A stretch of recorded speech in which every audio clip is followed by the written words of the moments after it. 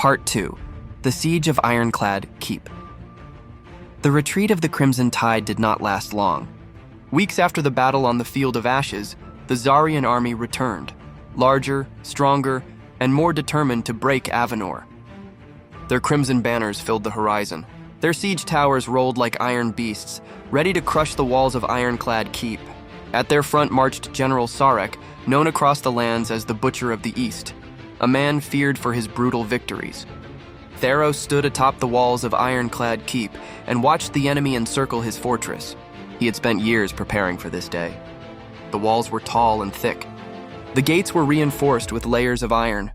The towers bristled with archers and siege engines. Ironclad Keep was the strongest defense Avenor had ever built, but the Crimson Tide would not stop until the walls fell.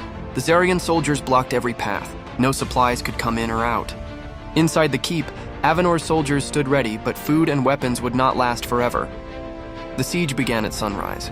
Zarian catapults hurled flaming boulders against the stone walls. Siege towers creaked forward, packed with enemy soldiers. Theros ordered his archers to set the towers on fire.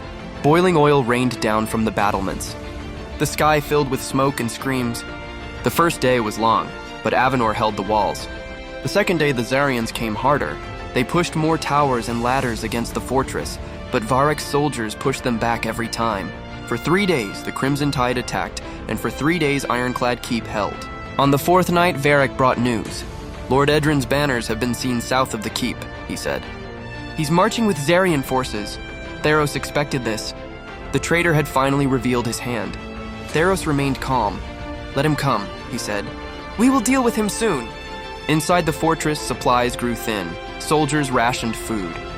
Some began to doubt, but Theros did not. He walked among his men each night, speaking with them, reminding them why they fought. His words kept their hearts strong.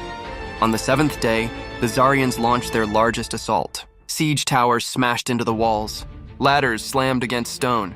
Zarian soldiers stormed the battlements. The fight turned brutal. Swords clashed, shields shattered, blood soaked the walls. Theros fought at the front, cutting down every enemy in his path. By nightfall, the Crimson Tide was driven back.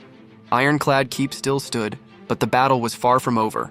Lord Edrin was still coming. The true war had just begun,